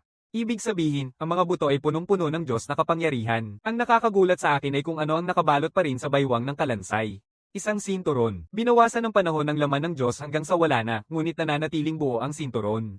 Isang malinaw na palatandaan na hindi ito pangkaraniwang kagamitan. Ako'y yumuko upang kunin ito. Pagkatapos ay biglang nagsalita si Wade ng matalim. Ethan, may problema, nagpadala lang ang mga kamag-anak ko sa labas ng signal ng panalangin. 2 tao ang papalapit kasama ang higit sa 100 impyernong aso at ilang dosenang walang ngipin na wyvern. Alam ko na kung sino sila, hindi ko inasahan na aabutin nila ito ng ganito kabilis. Ang pinakamatibay na yaman sa buong libingan na ito ay nasa harap ko, hindi ko ito palalampasin. Hinahawakan ko ang sinturon, at ang impormasyon nito ay bumaha sa aking isipan. Ang belt ng Arm King, nagdadala ng sistema ng kapangyarihan ng sibilisasyong shift, namumuno sa lakas ng bakal ng mga braso. Kumukuha ng lakas mula sa mga coin ng kapangyarihan upang magpasimula ng pagbabago. Agad ko itong isinusuot, ngunit sa sandaling pumalo ito sa lugar, isang banyagang kamalayan ang sumulpot sa aking isipan. Ito ang gintong kalansay ng Minotaur sa loob ng kristal na sarcophagus. Nagbababala ito sa akin. Pumayag sa mga kondisyon nito o walang silbi ang sinturon. Ang hinihingi nito, sa loob ng 3 taon, pumasok sa sibilisasyong shift at manalo sa digmaan ng 100 hari. Nabalitaan ko ang tungkol sa sibilisasyong shift noong nakaraang buhay ko. Isang makapangyarihang bansa, pangalawa lamang sa sibilisasyong Diyos-Diyosan. Tungkol sa digmaan ng 100 hari, wala akong alam tungkol dito. Pero malapit nang makalusot sina Drake at Owen sa pintuan. Para sa kaligtasan. Para sa paghihiganti. Wala akong karapatang mag-atubili. Sumasang-ayon ako. Bigla, isang misteryosong kontrata ang nabuo sa aking isipan. Bahagyang nakakabit ito sa aking kamalayan. Bahagyang nagsasama sa Arm King belt. Kasabay nito, nararamdaman ko ang pagtugon ng belt. Ito ang kanyang utos ng isipan. Inilabas ko ang aking mga panel ng status at sabay silang lumitaw. Ang una ay ang aking Divine Realm na panel ng manlalaro. Pangalan, Ethan. Rango, Diyos na nilalang. Diyos, kakayahan. Tumpak na kontrol sa pagka-Diyos. Antas ng pangunahing. Isa, nakalag na sagradong artifact. Prutas na goma, katutubong angkan. Isakripisyo ang katawan. Ang ikalawa ay sa belt ng Arm King. Pangalan, Belt ni Ethan. Arm King, antas ng sinturon. Unang rango, isang power coin na maaaring ilod upang magdulot ng pagbabago. Ang antas ng lakas ay nakasalalay sa ginamit na coin. Mga kakayahan. Pagsusubo ng bakal, pagpapala ng hari. Binubuksan ko ang parehong talaan ng kakayahan. Iron Forge. Ang mga makapangyarihang materyales ay pwedeng i-refine into power coins. Pagpapala ng hari. Maaaring gamitin ang mga power coin upang gumawa ng mga belt na pang-transform na isang beses lang magagamit. Pagbibigay sa mga kaalyado ng kapangyarihang magbago na nakatali sa stats ng ginamit na barya. Ang dalawang panel na ito ay parang mga buto na inihasik sa loob ko, at balang araw ay lalaki silang maging isang bagay na napakalaki. Ethan, tapos ka na ba? Sinisira na nila ang pinto. Ang mga Iron Goblins na iniwan ni Wade sa labas ay pinaslang na. NG ngiti ako. Akin ang sinturon ng hari ng sandata, pero saan ako makakakuha ng power coin para magbago? Bago ko ito maisip, binuksan ang pinto ng templo. Dahil mayaman tayo, sumisigaw si Drake. Ang crystal sarcophagus lang ay mas mahal kaysa sa kaya nilang gastusin, lalo na ang nasa loob nito. Walang paraan na walang laman ng bagay na yon. Hindi ko akalain na magiging sobrang swerte kayo at madiskubre ang ganitong karilag na sirang bayan. Sayang, dahil nakasalubong nyo kami. Dito nagtatapos ang swerte nyo. Bumaba kayo ng tahimik at papayagan namin kayong makalabas ng buo. Labanan ninyo at wala nang matitira kundi alikabok. Sinasabi ni Owen, puno ng kumpiyansa. Sinusuri ko ang mga kamag-anak na nakatayo sa likod ni na Owen at Drake, daang-daang na may ranggong transcendent na Toothless Wyverns at Hellhounds, pati na isang hero rank na Cerberus. Sa aking panig, hero rank na Venom at transcendent rank na Lash plus ilang elite rank na Iron Goblins. Malaki ang agwat. Halos imposibleng maibalik pa ito, halos. Ang tanging pwedeng magpasya ay ang sinturon sa aking baywang, pero para magbago, kailangan ko ng isang makapangyarihang barya ng kapangyarihan. Nakaluhod sa sulok na ito, wala na akong pagpipilian. Nakatuon ang mga mata ko sa gintong mga buto sa loob ng kristal na sarcophagus, mga labi ng isang tunay na Diyos na higit pa sa sapat upang mapasaya si Iron Forge. Sayang, pero wala na akong magagawa. Pinipindot ko ang aking kamay sa banal na mga buto at pinapagana ang kakayahan. Nagniningning na gintong liwanag ang sumisilaw mula sa aking palad. Anong klaseng gulo ang ginagawa mo? Sumisigaw si Drake at agad na inutusan ng mga Toothless Wyverns na umatake. Pinapagana ni Owen ang mga Hellhounds pasulong. Kailangan nilang sirain ang aking konsentrasyon. Hindi ako makagalaw habang ito ay aktibo, kaya tinutusan ko sina Venom at Lash na panatilihin ang depensa. Mukhang malapit nang mapagod si Wade sa takot pero alam niya kung ano ang nakataya. Huminto kayo, at mamamatay sila. Kaya nakikipaglaban sila. Akala mo madali siyang utusan, nagngangalit si Wade at inilalabas ang kanyang huling sandata. Ang mga Iron Goblins na may dalang mga bomba ay sumugod ng sabay-sabay, tinutulak ang mga papalapit na Hellhounds at Toothless Wyverns. Isang serye ng mga pagsabog ang bomb alot sa grupo, ngunit ang mga Iron Goblins ni Wade ay bagong gising. Masyadong paurong ang kanilang teknolohiya. Mahina ang bomba, kakaunti lang ang Wyverns o Hellhounds ang napapatay, pero sapat na ito para magalit si Owen. Nagmamaliit ka ba sa bomba sa mga Hellhounds ko? Ikaw at ang iyong mga kasamahan ay magbabayad niyan, sigaw niya. Isang alo ng mga Hellhound ang sumugod kay Wade, handang durugin siya. Lumilikha si Lash ng isang tentacle at hinihila si Wade pabalik sa aking panig. Venom ang humahawak sa unahan gamit ang lahat ng kakayahan ng isang buhay na may ranggong bayani, ngunit ang mga kuko ng Hellhound ay dumudura at dumudugo, hinihila at hinihiwa ang mga piraso ng mutant na buhok na uod na laman. Matay ka na, nakikita ni Owen ang tagumpay na malapit na. Sisigat ang Cerberus sa kanyang utos, tatlong malalaking ulo nito na nakabukas ng malaki, naglalabas ng isang buhawi ng apoy ng impyerno na lulunok kay Venom ng buo. Sunugin hanggang sa wala na, sumisigaw si Owen sa tuwa. Nakuha na niya ang sagot, patayin si Venom, tapos na tayo. Lahat ng yaman sa lugar na ito ay mapupunta sa kanya, pero naubusan ng swerte si Owen isang segundo bago ang inaasahan. Sa sandaling bago dumating ang apoy ng impyerno, natapos ko ang pag-ukit. Isang barya na may kumikislap na gintong liwanag ang bumuo sa aking kamay. Walang pag-aatubiling inilagay ko ito sa sinturon ng Arm King. Arm King, magbago ka. Lakas ang umaagos mula sa coin. Masaganang diwa ang bumabalot sa buong katawan ko, nililikha nitong isang kumikislap na gintong baluti. Sa sandaling huminto ito sa akin, pakiramdam ko kaya kong baguhin ang mga bundok. Hindi ako nag-aatubili. Diretso akong sumugod sa apoy ng impyerno at itinulak ang sarili sa harap ni Venom. Sumalubong ang nagngangalit na mga apoy sa armor, at sa halip na masunog, nararamdaman ko lang ang init nito. Bahagyang akong umatras at sumabog ang banal na kapangyarihan, pinapalayas ang apoy, at pinapalayas ang Cerberus ng halos 10 metro bago ito makabangon muli. Ang sigaw na tagumpay ni Owen ay naputol na parang isang tibak. Nakatingin siya sa akin, kumikislap ang gintong armor, hindi makapaniwala sa kanyang nakikita. Hindi ko binibigyan si Owen ng sandaling makapag-isip. Ako'y sumusulong, bawat hakbang ay sumisira sa sahig sa ilalim ko, nagdudulot ng mga alon ng lakas na kumakalat palabas. Ang mga hellhound, toothless wyverns, kahit ano pa man ang hamarang sa aking daan ay nadudurog. Sa ngayon, wala nang makakapigil sa akin. Habang nilalapit ko, itinapon ni Owen ang Cerberus sa pagitan namin. Ngayon, nakatingin siya kay Drake na tumatakbo palayo na nakasabit sa paa ng toothless wyvern. Kapag nakalagay ang buhay niya, hindi man lang siya nagsasalita. Tumatakbo lang siya, iniwan ang sariling pinsan dito para tanggapin ang sipa. Sa wakas, nakikita na ni Owen kung sino talaga si Drake pero hindi pa tuluyang nawawala ang pag-asa. Batay sa lakas na ipinapakita ko, tinatayang nasa antas ng Panginoon ako. Bilang isang top student ng War Academy, hindi pa nakakapag-akyat si Owen ng Corky na may antas ng Panginoon pero may ilang trick siya sa pakikitungo sa mga buhay na organismo sa ganitong antas. Bata, bibigyan kita ng swerte pero walang halaga ang swerte laban sa aking karanasan. Hindi ka pa rin handa. Inilalabas ni Owen ang isang balyong anino mula sa kanyang bulsa. Isa pang baraha sa kamay. Inihahagis niya ito sa bibig ng Cerberus at nagsisimula ng mag-chant. Nanatili ang Panginoon ng Hellbound. Iaalay ko ang buhay ng Cerberus na ito kapalit ng isang piraso ng iyong kapangyarihan. Habang nananalangin si Owen, ang Shadowbone ay pumuputol-putol at naging mga piraso na sumisiksik sa Cerberus na parang mga pako. Nagsisimula ng mamuo at manghina ang kanyang laman sa nakakatakot na bilis habang ang mga piraso ng buto ay lumalaki at umiikot sa mga nakakatakot na itim na tinik. Umaatungal ang Cerberus sa sakit ngunit hindi nito magawang labanan at sa ilalim ng tingin ni Owen ito ay nagiging isang nakakatakot na bangkay na puno ng itim na tinik. Ang kanyang aura ay umaakyat hanggang sa antas ng puno. Nang malaman ko kung ano ang ginagawa ni Owen, bumaba ako pabalik sa kristal na sarcophagus. Hindi ko mapipigilan ng ritual pero alam ko ang isang bagay na hindi alam ni Owen. Ang nilikhang nilalang mula sa ganitong ritual ay may limitadong oras. 10 minuto sa pinakamatagal bago bumagsak ang nakakatakot na bangkay. Pero hindi rin permanente ang aking kapangyarihan. Ramdam ko ito. Maaaring 5 minuto na lang ang natitira sa power coin pero hindi ako natitinag kahit kaunti. 5 minuto. Kaya 5 minuto lang ang kailangan ko para talunin ang nakakatakot na bangkay na iyon at si Owen pareho. Gusto mong pag-usapan ng karanasan, malayo ka pa. Ngayon, ipapakita ko sa inyo kung ano talaga ang kaya ng aking pangunahing angkan. Nagbibigay ako ng banal na utos kay Venom at Lash. Kayo dalawa, magkaisa na kayo sa akin ngayon. Nakakaubos ng hininga ang aura ng nakakatakot na bangkay. Kahit si Venom at Lash ay kusang napapailing dito. Pero nananatili ang kanilang matinding pananampalataya. Hindi sila sumusuko. Nagtitiwala sila sa akin. Dalawang magkaibang parasitiko ang nagsasama sa aking katawan ng sabay.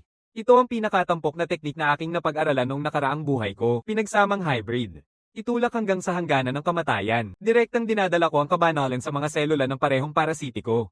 Sa isang iglap, muli nagbabago ang aking aura, at ito ay nakikipag-ugnayan sa isang bagay na lampas sa ranggo ng Panginoon. Hindi ito posible. Senior ka na sa high school, kagagising mo lang ng iyong pangunahing kamag-anak.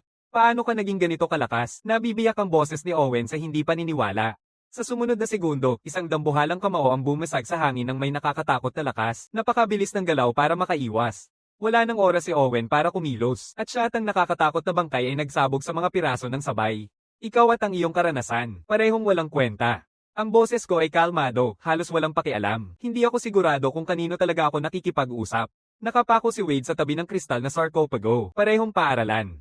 Parehong taon. Hindi niya maipaliwanag kung paano ako nakalalampas ng ganito kalayo sa kanya. Nakapwesto sa tabi ko, pakiramdam niya ay hindi siya karapat-dapat na banggitin. Matapos kong ihayag ang huling suntok na iyon, tuluyang nasunog ang power coin sa belt ng Arm King. Parehong parasite ay napalabas mula sa aking katawan at bumagsak sa sahig, halos hindi nabuhay. May alam ako mula sa aking nakaraang buhay, ngunit ang pilit na pagsasanib ng hybrid, pagpapahintulot sa higit sa isang parasitiko na manirahan sa iyong katawan ng sabay-sabay, ay napakalaking panganib. Kung wala ang tumpak na kontrol sa Diyos na nagbabantay sa balanse ng dalawang parasitiko, at ang pagbabago sa Arm King na nagpapalakas sa aking katawan, sigurado akong babagsak ako sa sandaling matapos ang pagsasanib. Kahit na malinis ang pagsasanib, hindi pa rin maganda ang kalagayan ng aking katawan. Sobrang nasira na ako. Hindi na pwedeng ipagpatuloy ang paggalugad sa guho, pero wala na akong pagsisisi. Ang kristal na sarcophagus at ang sinturon ni Arm King, iyon ang mga pinakamatataas na hiyas ng buong ruin na ito. Ethan, ayos ka lang. Humihina ang boses ni Wade habang nilalakad siya papalapit, nakatitig sa akin na parang hindi na niya ako kilala. Ipinikit ko ang aking noo, lubos na akong nauubusan ng lakas. Wala nang kakayahang labanan kung sakaling sumama ang tingin. Kung magpapasya si Wade na kunin ang kristal na sarcophagus at ang belt ng Arm King ngayon, mamamatay ako dito sa pinakahiya na paraan. Habang pumasok sa isip ko yon, nasa tabi ko na si Wade. Inabot niya ako at maingat na pinakalma. Ethan, ang galing-galing mo talaga. Isang suntok lang, at ang nakakadiri at nakakatakot na bangkay at ang pinsan ni Drake ay bumagsak ng buo. Pagkatapos, bumalik ang takot. Hoy, sa tingin mo ba maghahanap ang pamilya ng pinsan ni Drake sa atin sa paaralan? Okay naman ang pamilya ni Wade, pero malayo pa rin sila sa antas ni Drake. Hindi siya pwedeng magdala ng gulo sa bahay. Pinananatili ko ang aking kalmado, tinatanggihan lang namin lahat para masigurong magkatugma ang mga kwento namin, nag-iisip ako ng isang kwento para kay Wade at tinitiyak kong naiintindihan niya. Manatili sa hindi ko alam at walang makakatouch sa atin. Medyo kinakabahan si Wade sa simula pero nang ipinangako ko sa kanya ang kalahati ng kristal na sarcophagus, nawala ang kanyang kaba. Ang galing ng epekto ng mga yaman sa pananatili ng loob ng tao. Masyadong mahalaga ang kristal na sarcophagus para ibenta. Sa sandaling ilabas ito sa merkado, may makakatukoy agad sa atin, kaya't itinatago natin ito sa pagitan namin dalawa. Si Wade ay pumayag ng walang pag-aatubili. Sa totoo lang, halos wala siyang ginawa sa laban na iyon. Ang paghati sa kalahati ng kristal na sarcophagus ay mas marami pa kaysa sa inaasahan niya. Tungkol naman sa natitirang tunay na buto ng Diyos sa loob ng sarcophagus, nag-aalok akong hatiin ng dalawa, bahagyang para mapanatili siyang tahimik, pero tinanggihan ni Wade iyon. Ethan, alam ko ang aking mga hangganan. Ang makuha ang kalahati ng kristal na sarcophagus ay sobra na sa aking inaasahan. Itatago mo ang mga buto. Sinasabi niya ang bawat salita ng seryoso. Tinitingnan ko siya at parang may paggalang na pumapasok. Gusto ko makipag-ugnayan sa mga taong alam kung saan ang hangganan. Pagkatapos ay kukunin ko sila at hindi na ako magpapakahirap pang tumanggi. Tumingin ako sa paligid sa sahig. Basag na itim ng mga buto, laman, at mga nahulog na kamag-anak na nagkalat sa lahat ng dako. Hindi maaaring manatili ang alinman sa mga ito. Sa kaunting pagsisikap, tinatawag ko ang isang malaking grupo ng mga goblin para linisin ito. Ang mga bangkay ng laman at kamag-anak ay ibinibigay sa mga goblin bilang pagkain. Naiubos na at nawala na ang ebidensya. Nakatupi ang mga buto ng Dreadhusk. Sa katunayan, mahusay na material sila para sa paggawa. Inutusan ni Wade ang kanyang mga bakal na goblin na dalhin din ang bangkay ng Minotaur sa loob. Isang bangkay na nasa antas ng bayani. May tunay na pagkakataon na mapataas nito ang antas ng isang kamag-anak. Kinuha ko ang palakol ng Minotaur para sa sarili ko at iniwan ang natitirang bahagi ng katawan kay Wade. Habang nagpapahinga at gumagaling ako, nagsimula ng buwagin ni Wade ang templo. Hindi lang ito isang gusali. Isa itong gumaganang estruktura na may tunay na katangian. At kapag ito ay nawasak, maaari itong ilipat sa banal na kaharian ng isang tao. Ang mga pangunahing kasapi na nananalangin dito ay nakakakuha ng lakas at pananampalataya. Pagkatapos kong i-refine ang tunay na mga buto ng Diyos at mga buto ng Dreadhusks into power coins, tapos na sina Wade at ang mga Iron Goblins sa pagbagsak ng templo. Pag-alis namin sa isla na ito, malamang dalhin ni Wade ang buong lupa upang palawakin ang kanyang banal na kaharian. Sa isang banda, tunay na kahanga-hanga ang kakayahan ni Wade sa pangungulimbat. Ethan, may 3 gusali ng templo sa kabuuan. Isang pangunahing hall, 2 panig na hall. Ang pangunahing hall ay sa iyo at ako na lang ang magpapangalaga sa 2 side hall, sabi ni Wade na halos hindi mapigilan ang kasiyahan. Ang kasiyahan sa pagnanakaw ay tuluyang nagtanggal ng anumang bakas ng kanyang takot kanina. Tumango ako, pagkatapos ay pumipitas ako sa aking bulsa at naglalabas ng 2 gintong barya ng kapangyarihan. Habang ina-activate ko ang pagpapala ng hari, unti-unting nagbabago ang anyo ng 2 barya, naging 2 gintong sinturon na pang-transformisayo na isang beses lang magagamit, ang belt ng banal na anyo. Para sa akin ito, nagniningning ang mga mata ni Wade. Pinanood niya ng malapitan ang buong proseso ng pagbabago at ito ang pinakamagandang nakita niya kailanman. At binibigyan ko pa siya ng 2. Mga tagapagligtas ng buhay kapag pinakamahalaga. Nung ako ay nasa aking pinakamahina, hindi ako niloko ni Wade. Ibinahagi niya sa akin ang lahat. Sinasabi nito na sulit siyang panatilihin sa tabi. Ethan, ikaw ang pinakamahusay. Mula ngayon, ako na ang iyong pangunahing katuwang. Tinatago ni Wade ang parehong sinturon na may halos hindi mapigil ang kasiyahan. Mayroon pa akong 7 pirasong coin ng kapangyarihan. 5 ito ay mga banal na barya na nagsasama sa belt ng hari ng braso upang i-activate ang banal na anyo, nagbibigay ng lakas na katumbas ng Lord Rank life form, at nagpapahintulot sa akin na mag-channel ng banal na kapangyarihan upang labanan ang halos anumang uri ng pinsala. Ang 2 pa ay bone coins. Kapag ginamit kasama ang Arm King Belt, nag-a-activate ito ng bone form, nagbibigay ng kapangyarihan na katumbas ng Lord Rank Undead na may access sa Hellish Aura at Force of Bones. 2 magkaibang uri ng barya, 2 magkaibang anyo na nagpapahintulot sa akin na umangkop sa mas malawak na saklaw ng mga sitwasyon. Sa ngayon, ang Arm King Belt ay nasa unang antas pa rin. Isang power coin lang ang pwedeng ilagay sa isang pagkakataon. Pero kapag umabot na ito sa ikalawang antas, dapat kaya ko nang maglagay ng 2 coin ng sabay. Ngayon naiintindihan ko kung bakit noong nakaraang buhay ko, sino mang nakatagpo ng ruin ng tunay na Diyos ay maaaring lumago ng napakabilis. Pagkatapos naming lusubin ang isla, ni Wade ni ako ay walang lakas pang mag-explora pa, kaya bumabalik na kami sa aming mga Diyos ang kaharian. Pero bago ako umalis, ipinapakalat ko ang mga koordinato ng ruin ng tunay na Diyos kapalit ng bayad. Pagkatapos ay nag-teleport kaming 2 ni Wade palabas. 10 minuto pagkatapos naming umalis, dumating si Drake kasama ang mga dagdag na puwersa na nakuha niya sa pamamagitan ng koneksyon sa pamilya at muling bumalik sa ruin. Dahil may kasamahan ako. Nasaan ka? Sinubukan ni Drake na mag-message kay Owen, ngunit walang bumalik. Tumingin siya sa mga karagdagang tauhan. Maghanap ka sa lahat ng dako. Hanapin mo ang pinsan ko. Sa sandaling makabalik ako sa sibilisasyon ng Diyos, sisimulan ng dumagsa ang mga bayad mula sa ibang manlalaro.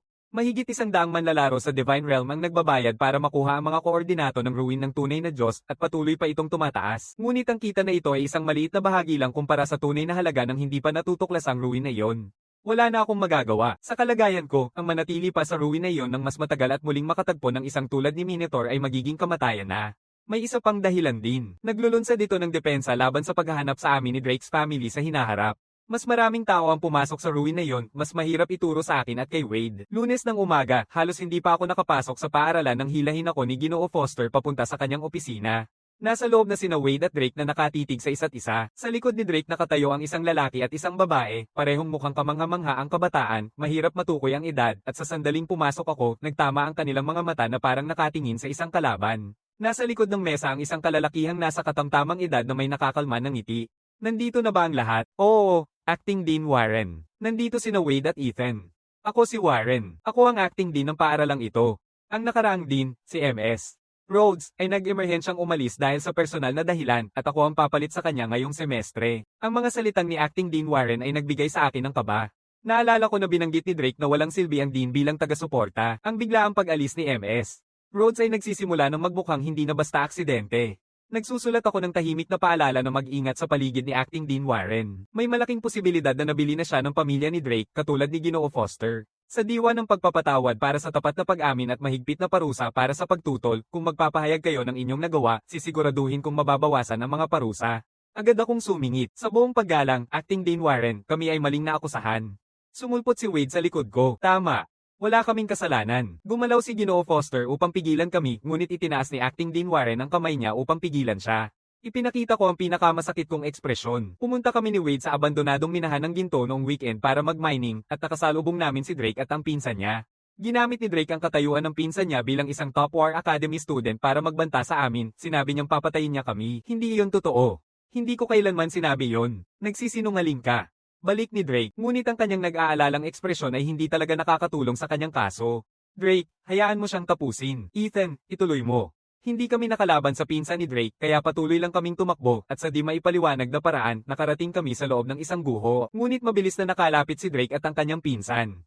Tuluyang natalo kami ng kanyang pinsan. Halos hindi kami nakaligtas ng buhay. Mabilis na tumango si Wade. Ganito talaga nangyari. Basura, ikaw ang nanuntok. Hindi namin ito inaasahan at kinuha mo ang yaman mula sa sirang gusali. Hindi na kayang pigilin ni Drake ang sarili niya. Ang lalaki at babae sa likod niya ay tumitig ng matalim sa akin. Kasinungalingan, ito ay ganap na kasinungalingan. Sumisigaw ako, buong galit na inilalabas sa boses ko. Hindi ba alam ng paaralang ito kung sino ako? Ako ay isang senior na kakagising lang at ang aking Corkin ay isang mutant na hairworm, ang pinakamahina doon. Si Drake at ang walang hiya niyang pinsan, isa ay may ngiping walang ngipin na wyvern, ang isa naman ay hellhound, parehong ipinanganak sa ranggong transcendente, at nagsimula silang maghasik ng lagim. Laban sa dalawang batang tulad namin, marami na ang nawala naming Corkin, hindi namin alam kung makakasali pa kami sa susunod na pagsusulit. Ang walang hiya ay ikaw, sabi ni Drake, ngunit pinipilit siyang pabalaykan ng lalaking nasa likod niya sa kanyang upuan. Batang, may proof ka ba sa kahit ano nito? Patunay, ako yung dapat humingi ng patunay. Isang wyvern na walang ngipin at isang hellhound laban sa isang mutant na hairworm, alin dyan ang hindi 100 beses na mas malakas. Si Drake ang nagbibintang. Siya ang kailangang magpakita ng ebidensya. Pinalalabas ko ang galit. Nagpapalitan ng tingin sina Acting Dean Warren at Ginoong Foster. Kahit sila ay kailangang aminin na may punto ako, ang hairworm ay kilala bilang isa sa pinakamahina na uri sa buong mundo. Kahit na nag-mutate, gaano pa kaya ito kalakas? Sino man ang naniniwalang kaya ni Drake makita kung aling panig ang may kapangyarihan dito? Ethan, ikwento mo sa amin ang tungkol sa yaman sa guho. Pinapagalaw ni Acting Dean Warren ang usapan. Pinalalakas ko pa ang inis. Huwag mo nang simulan pa dyan. Una kaming nakakita ni Wade ng ruin na yon at agad na sinubukan ni Drake at ang pinsan niya na agawin ito sa pamamagitan ng dahas. Hindi kami makakalaban, kaya kinailangan naming tumakbo at iwan ang lahat. Sumasabay si Wade sa tamang oras. Pumutok ko ang daan-daang aking sariling bakal na goblin para makalayo. Acting Dean Warren, kailangang ipaglaban ninyo kami. Pinipilit kami ni Drake sa labas ng paaralan. Hindi pwedeng baliwalain lang ng paaralan yon. Punong-puno ako ng sugat. Sumasakit pa rin ang buong katawan ko. May utang sa akin si Drake ng bayad sa medikal. Sinasama-sama ko si Wade. Kami dalawa ay magkaugnay ng mahusay at pinatitibay ang reputasyon ni Drake bilang isang bully na abusado sa kanyang mga koneksyon. Mukhang masakit ang ulo ni Dean Warren sa ingay namin. Kinuha niya ang pera ng pamilya ni Drake at gusto niyang sumuporta kay Drake pero matibay ang aming kredibilidad para baliwalain. Sa pagtatapos ng kanyang pagtatanong, mas lalong lumalabas na mas nakukonsensya si Drake kaysa dati at hindi alam ni Warren kung paano ito aaksyonan. Nawawala na si Drake sa kanyang isipan dahil sa nakikita niyang panloloko. Hindi ako magbabayad sa'yo kahit ano. Ethan, pinatay mo ang mga wyvern kung walang ngipin. Hindi ko pa nga napag-uusapan yun sa'yo, tapos ngayon ikaw na ang nagsisisi sa akin. Ikaw ang unang kumilos at umiyak na biktima. Ako ang sumasagot. Yan ang punto. Mas magulo ito, mas madali para kina Wade at ako na makaalis ng walang nasasangkot. Drake, sinisiraan mo ang mga inosenteng tao.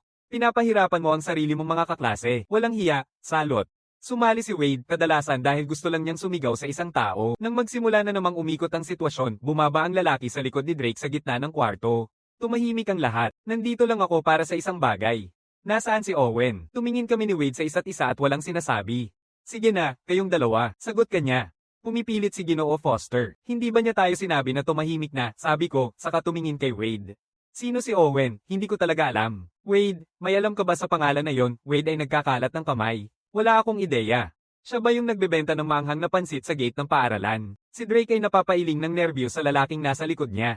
Bakit ako pa ang tanungin mo, sarili mong pinsan? Ano, nag-uusap ba kayo sa pamamagitan ng sulat sa bote? Sabi ko nang walang pigil. O baka naman ito ay isang tampok na random na usapan, dagdag ni Wade na may pagtulong. Lalong lumalala ang sakit ng ulo ni Acting Dean Warren. Nagsisimula nang mawala ng kontrol ang lahat sa silid. Talaga bang makakalaya ng ganito ang dalawang ito, ang taong nasa likod ni Drake ang pinaka nababahala sa lahat? Siya ang ama ni Owen. Hindi siya pumunta dito para guluhin sina ako at si Wade. Pumunta siya dito para hanapin ang anak niya. Si Owen ang ipinagmamalaki ng pamilya, siya ang pinakamaraming pinagkagastusan. At kasalukuyan nakatala si Owen sa Elite War Academy. Kung hindi siya mahanap agad, maaaring paalisan siya ng akademya dahil sa matagal na pagliban. Wala akong pakialam sa pansit o bote. May isang tanong ako, nasaan si Owen? Hindi na mapigilan ni Ama Owen ang pagkalumbay. Halos parang sigaw ang paglabas nito. Nagkibit balikat kami ni Wade ng sabay na sabay. Wala kaming ideya kung nasaan si Owen. Pumiglas ang ama ni Owen sa mesa. May tinatago ka. Alam ko iyon. Pinapaalalahanan ko kayong dalawa. Kung may nangyari man sa anak ko, sisiguraduhin kong magbayad kayo nito. Pumasok si Warren na may seryosong ekspresyon. Ginoo Joe, naiintindihan ko ang nararamdaman mo, pero pakiusap, manatili kang kalmado. Ethan, Wade, huling tanong ko na ito sa inyo. Alam niyo ba kung nasaan si Owen? Kung sasabihin mo sa amin, ipinapangako ko sa'yo, ibababa ng paaralan ang lahat ng kaso laban sa'yo. Tumingin si Wade sa akin. Matagal nang niyang pinapasan ito, pero sa loob ay wasak na siya.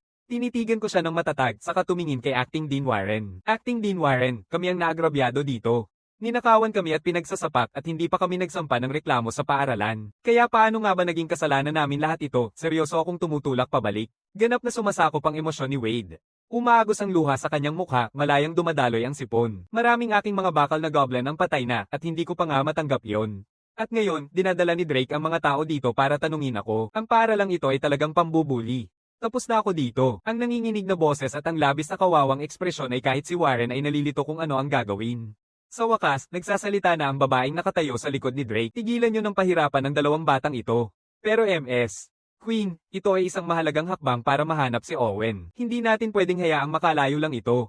Tumutulak pabalik si ama ni Owen, ngunit tinitigan siya ni MS. Queen, si Owen ay aking estudyante. Alam ko ng eksakto kung ano ang kaya niyang gawin. Dalawa lang ang kanilang pinagmumulan ng kapangyarihan, isa ay may mutant na buhok na uod, ang isa naman ay may bakal na goblin. Walang sino man sa kanila ang kayang makipagsabayan sa Hellhound ni Owen pero kinuha nila ang yaman mula sa guho. Nakita ko mismo, sabi ni Drake, ngunit ni Owen's father ni MS. Queen ay hindi siya pinapansin. Kung mayroon man, si Drake ang dahilan kung bakit nawawala si Owen sa simula pa lang. Lahat ng sinasabi ko ay totoo. Bakit ayaw maniwala ng kahit sino sa akin? Patuloy si Drake sa pagtulak, ngunit pinapahinto siya ng ama ni Owen sa isang tingin. Pinipili ko ng tama ang oras. Binaba ko ang anggulo na iningatan ko para sa eksaktong sandaling ito. Sa lahat ng alam natin, maaaring pinili ni Owen na itago ang yaman para sa sarili at nagkubli. Hala! Ang anak ko ay kahanga-hanga sa lahat ng paraan. Hindi niya kailanman gagawin ang ganito. Agad na nagiging defensible ang ama ni Owen. Sinubukan niyang hold upan ng dalawang senior sa high school. Ano ba talaga ang ibig mong sabihin na kahanga-hanga? Kung ako si Owen, gagawin ko rin ang parehong bagay. Isang kristal na sarcophago na ganito kalaki. Itago mo lahat para sa sarili mo at wala kang makukuha si Drake. Sanggahin mo lahat, saka bumalik. At sino ang magpapabalik nito sa'yo? Parang casual lang ang dating, pero naglalagay ito ng isang ganap na bagong ideya sa parehong ama ni Owen at kay MS. Twin. At kailangan nilang aminin, medyo may katwiran din ito. Nakarinig na si Drake na inilalarawan ng kristal na sarcophagus na sapat na kamahal upang mapasigaw kahit ang mata ng isang demigod para sa isang Diyos na itinatago ang yaman, magpanggap na nawala, lusubin ito, at saka muling lumitaw. Sa panahong iyon, sumabog na ang kapangyarihan ni Owen at kailangang magpakita ng respeto ang lahat. Kitang-kita ang pag-relax ng ama ni Owen. Siyempre, magkaugnay ang mga pamilya ni na Joe at Drake pero walang sino man ang tumatanggi sa mga yaman, lalo na sa isang kristal na sarcophagus. Malinaw na tinatanggap din ni Drake ito at tumitigas ang panga niya, yung tusong lalaking yon. Kung alam ko na ganito ka, hindi na sana kita dinala sa minang yon. Biglang nagbago ang pakiramdam sa silid. Iginagalaw ni Owen ang kamay niya at pinapalayas ang lahat. Pareho kaming ni Wade na humihingang malalim ng may pag-asa, pero nang papasok na ako sa pinto, nagsalita si MS. Twin! Ethan, ikaw at si Wade ang unang nakakita ng sirang bayan. Alam mo ba kung sino ang nagpakalat ng mga koordinato? Nagmukha akong nagulat pero pagkatapos ay naisip ko ang pagkadismaya. Wala akong ideya. Sige, umalis ka na. Pinapalayas tayo ni MS. Queen, at sa wakas ay umaalis na tayo. Dahil libo-libong manlalaro sa Divine Realm ang pumasok na sa ruin, mahirap matukoy ang kalagayan ni Owen sa ngayon. Kung totoong pumasok si Owen sa lihim sa loob ng ruin bilang kanyang tagapamahalang guro, ang magagawa ko lang ay mag-apply ng isang taong bakasyon para sa kanya. Pagdating sa paghahanap sa kanya, nasa inyo na bilang kanyang pamilya. Maraming salamat, MS. Queen, tunay. Kapag sa wakas nagpakita na ang batang paslit na iyon, dadalhin ko siya dito ng personal para humingi ng tawad. Sa kaibuturan, tanggap na ni Owen's father ang ideya. Si Owen ay nagtutungo sa isang lugar, nilulunok ang mga yaman na iyon. Tahimik na nagagalit si Drake. Si Owen ay pumasok lang sa gulo dahil sa kanya, at si Drake ay walang nakuha, bukod pa sa pinagsabihan. At lahat ay nag-ugat kay Ethan na kailangang mag-imbestiga sa abandonadong minahan ng ginto at magpasimula ng gulo. Pagkatapos ay pumasok sa isipan ni Drake na malamang na nagamit ni Ethan ang maraming lakas sa minahang iyon. Baka ibig sabihin niyan ay may pagkakataon na naman na mapaalis siya sa paaralan. Pagkatapos mawala sina ama ni Owen at si MS. Queen, lumipat si Drake kay Ginoo Foster. Ginoo Foster, magsimula na naman ang pagsusuri. Tapos na akong tumingin sa mukha ni Ethan. Gusto niyang malaman kung anong mga palusot pa ang natitira ni Ethan para hindi mapaalis ngayon. Pag-uwi ko, ibinabalik ko ang aking pansin sa usapin ng strain ng Mutasayon. Sa nakaraan kong buhay, ang host species na pinagyaman ko para sa isang partikular na uri ng parasitiko ay ang Phantom Clan. Ang Phantom Clan ay mga buhay na may anyong tao na nasa transcendent rank, parang multo ang anyo, mga eksperto sa lahat ng uri ng armas. Bihira silang lumabas sa merkado, at kapag nangyari, agad silang binibili ng mga makapangyarihang mamimili. Lubhang lampas sa abot ng isang walang kapangyarihang estudyante tulad ko. Inakala kong kailangan kong maghintay hanggang makapasok ako sa mas mataas na paaralan bago ako makakuha ng pagkakataon dito. Lumalabas na mas mabilis pa sa inaasahan ng mga nangyayari. Ang Bull Phantom ay isang hybrid na uri mula sa Phantom Clan na may mataas na tsansa na matugunan ng mga pangangailangan ng parasitiko. Di nagtagal, darating sa akin ang barahan na may nakasil na batang toro na Phantom. Agad ko itong binibitawan at tinatawag ang isang nananatiling mahina pa ring venom at iniutos ko itong bahagyang pagsamahin sa batang toro na Phantom. Sa una, matindi ang pagtutol ng Bull Phantom, kumakalog at nagsusumikap na mapalias si Venom. Pero dahil nandito ako, walang pagkakataon na maputo nito ang plano ko. Sa ilalim ng aking kontrol, natapos ng Venom ang pagsasanib at isang kamalayan sa sarili ang nagsimula na mabuhay dito.